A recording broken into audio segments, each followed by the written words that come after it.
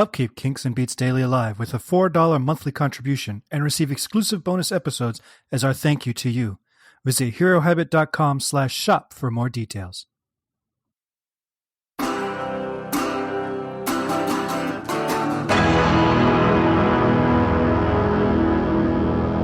Hello. Thank you for downloading episode 167. This is Kinks and Beats Daily. I'm your host, Tony Fry.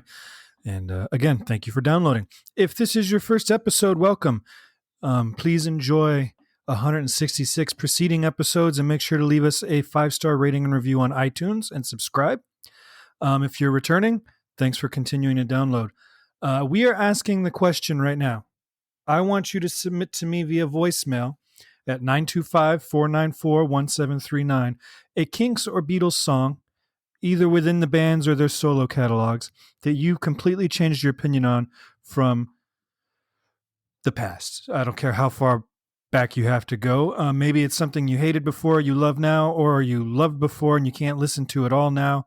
I want to hear what these songs are and what made you change your mind, or you know, how has your mind changed in one way or the other. So think about it. Give me a phone call. We're going to turn that into a bonus episode to come out when I've got a few voicemails to share. But you can, like I said, give me a call at 925-494-1739 and leave a voicemail of any length and as many voicemails. If you've got a lot of songs to talk about, go ahead and leave them. Today, though, we're talking about a song called Lovin' Song by Paul McCartney and Wings. It was released May 16th, 1975 as the B-side to Listen to What the Man Said, and May 27th, 1975 as the third track of Venus and Mars. And the single, the A-side of the single, was a number one hit around the world, top 10 hit everywhere, but number one in the countries that you'd expect a Paul McCartney song to be number one. And this track, Lovin' Song, was one of the first to be recorded for the album, and as such is only one of 3 songs to feature Jeff Britton on drums, because he would quit the band before they finished recording this album. He lasted in Wings for about 6 months before he quit. And so there's only 3 tunes on this entire album that feature him on drums, and this is one of them. And it's a fine drum performance. This is not really the song. If I was a drummer, this is not the song I would probably use to highlight it, because it's a slow song and there's not a lot of drum work on it. But, you know, he does a fine job. There's a lot of acoustic guitars on it. Paul's playing a 12-string, and the other guys are all playing it. There's a lot of guitars. But one thing of note is Paul's playing the same upright bass that Bill Black played on the old Elvis recordings, the classic early Elvis recordings. Paul owns that bass. And I bring that up as interesting because we just talked about it a couple days ago. If you're listening in real time, we just talked about that a couple days ago on the Real Love episode, where he double-tracked an electric bass and Bill Black's stand-up bass. So he's been using this bass since the mid-'70s. I'm not real sure when he got it. That's probably for another episode, but it's cool that he's using it here, and you can really hear it. You hear it more on this than you do on Real Love, because he does some scooping, and the benefit of not having those frets is that you can scoop into your notes. You know, boom, boom, boom. And so you hear that a lot in this track. For me, this song suffers from its placement on the album. Venus and Mars opens with a little short introduction, Venus and Mars, the title track. And it's like just over a minute long, maybe a minute and 20. And then segues right into Rock Show, which is this great rock and roll song. It's full throttle. It's got different sections. It's almost like a Paul McCartney suite in the way it goes through some of these sections. And it's just, pedal to the metal all the way through. And then that segues right into Lovin' Song, today's song. And the arrangement's good, and the song as a whole isn't bad. But if I was sequencing this album, I would have swapped Letting Go and Lovin' Song. I would have just put them in each other's place, because both are slow-ish. They're both, well, they are. They're just slow. This one's very slow, and then Letting Go is slow, but kind of bluesy slow. But Letting Go is electric, right? It's a riff. It's a cool groove. So coming out of Rock Show, you got this pedal to the metal rock song, and then it directly segues into this slower bluesy rock song, and then that goes into You Gave Me the Answer. So it's kind of like winding you down, whereas the way it stands, you kind of just crash into a wall. You're all hopped up on the adrenaline of rock show, and then boom, you're done. So I would have swapped them.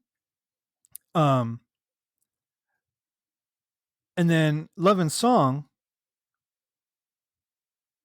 then would become the album closer, or not the album, the side closer, side A closer. And this would have been perfect because Love and Song ends. It's a finish ending, right? They hit their chord, they're done, and it's done.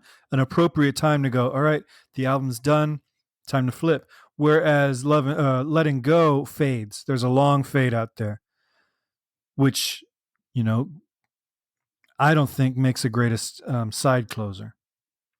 So that's what I would have done. I don't know. It's just me. Plus, on the CD, when you don't have to think about side flipping, I think Love and Song would blend nicely into the Venus and Mars reprise that opens side 2. So, what do I know? I'm not Paul McCartney.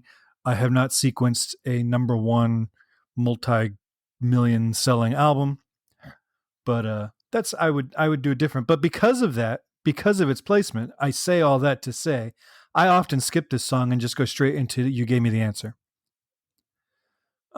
It doesn't really hit me as that impactful coming off of Rock Show.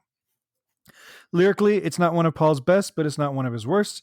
And most songwriters of, a lesser ilk would probably be thrilled to have written it. Lines like "My heart cries out for love and all that goes with loving, love and song, love and song." I mean, he does say in the first verse, love 4 times. So that's what it is. My, you're so fine. When love is mine, I can't go wrong. Love and song, love and song. I might be talking myself out of my opinion on the lyrics being fine. Maybe they're a little lazy, but they fit the melody. One thing I don't like, and I think this is another thing, it kind of just grates on my nerves, and I'm reluctant or hesitant to even tell you because I don't want it to grate on your nerves. But he does this thing that I've always called meowing. And when I work with instrumentalists, particularly wind instruments, like in a big band, jazz band, or whatever, a lot of times they will do this if they're young musicians. They'll do this as a way to sound soulful. And I know that's not what Paul's doing. Paul doesn't have a problem making his voice sound soulful. He's doing this for an effect to add to this kind of hauntedness of the arrangement of this song. But that doesn't mean I have to like it anymore when he does it. Even if there's an intent there that is acceptable, doesn't mean I have to like it. And it's when you sneak up into a note volume-wise. So you go, yeah, yeah, yeah, yeah. You're meowing, right? And he does that particularly, I think in the second verse it is, that it gets really aggravating. But you get this, my heart cries out for love. And it's, I think, a little bit beneath him. And I don't think it hits the ambiance that he thinks it hits.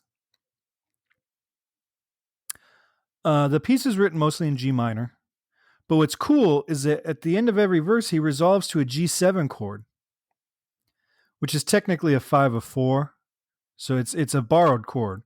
But through the whole thing, he drones a G through the main verse.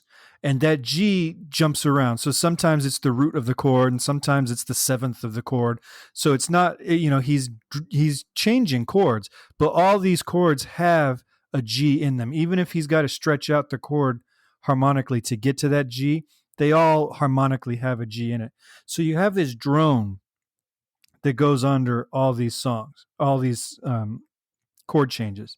And then he resolves that onto a G7 chord. So you've got like this, all of a sudden everything opens up into this major chord, and you've got the 7th, which is adding a little bit of dissonance. And you can hear it in the little riff where he highlights that he goes to a major, because he hits we're in G minor,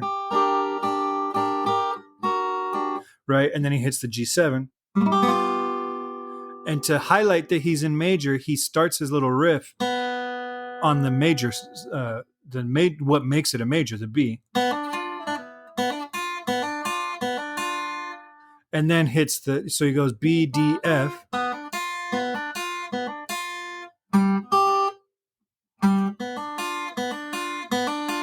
So he really nails home. Nails home. That's a phrase. But he really gets you to know that we are in that G7 chord and that it does not belong. It is it opens up. It's like it allows this melody to breathe, but continues to drone. And then when he gets to the chorus, it's pretty standard chords for the key. He is in a minor key. He's using the natural minor chords. So you've got a minor 1, a major 6, minor 5. And then he shifts the focus up to the third. So he's going from basing it on G to basing it on B flat. He's not leaving the key. He's not going to B flat. He's just kind of shifting the focus to B flat. And from there, he's just going from a major 3 to a minor 5. So, I mean, it's nothing crazy. It's pretty rare for McCartney actually to write a piece so grounded in one key. And that G7 chord that I talked about at the end of each verse is really the only borrowed chord. And that's, I think, what adds to the ambiance of the song. That's what makes it moody and kind of ethereal and dark, is that he is in a natural minor key. So that kind of eliminates leading tones. Okay. I don't want to get too deep into that, but a natural minor is just the minor key as it would be presented without any kind of adjustment. Most songs that you hear in pop and rock, when they're minor, use the harmonic minor, excuse me, which raises the 7th scale degree. So like in G minor, which we're in here, we've got an F, the 7th is F, and then G. That's not a particularly strong pull.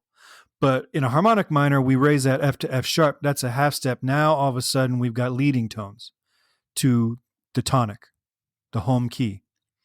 So with the natural minor, you remove these leading tones and it becomes a little bit more open and less like it doesn't pull you in one direction. So when you couple that with this drone that goes on through all the verses, I think it makes the song spooky and all that, which is what he's going for, but it also adds to the monotony and could have probably been a verse shorter. Now, it's only 3 minutes long, a little over 3 minutes, so it's not a very long song. But because of the tempo and the drone notes, it feels like it's a little long. And when you are coming off of Rock Show, which is longer, it's over 5 minutes, but much faster and more exciting, I think it makes it even feel even longer because you're like, when are we getting back to the rock and roll stuff? Overall, not a bad song, though. And like most of Venus and Mars, it's pretty easy to sit through if you're listening to the album all the way through. This is one of his most, I don't know the word. I guess his most consistent solo albums of the 70s, in my opinion, where you can sit through and listen to every song and just enjoy the whole album. I think Ram is like that. I think, I know people will disagree with me, but I think Back to the Egg is like that. And he's got some albums that aren't like that. Band on the Run, I don't know. I don't love that album as much as some people. I mean, I do. It's a great album, but I think Venus and Mars is the better album. But a lot of his other stuff from the 70s kind of has, and the 80s, has a tendency to dip. And there's going to be some songs that you're going to struggle through to listen all the way through every time you listen to the album. So that's Love and Song. If you have thoughts on this, go ahead and email me, kingsandbeats@herohabit.com. Call me, 925-494-1739, or join our new Facebook group, facebook.com/groups/kingsandbeats. And if I said that all too fast, just go to herohabit.com, and you can find all the information under the podcast button at the top of the page for Kinks and Beats Daily that you need. All the ways to get a hold of us, all the ways to participate in this podcast, and how you can contribute $4 a month to keep this ad-free and to gain access to exclusive content that we're not sharing on the main podcast feed. All right, that's it for me today. Thanks for downloading. Again, swing by iTunes and leave me 5-star rating and review. And I look forward to hearing all your guys' responses to the song that you've changed your opinion on. All right, take care, everybody.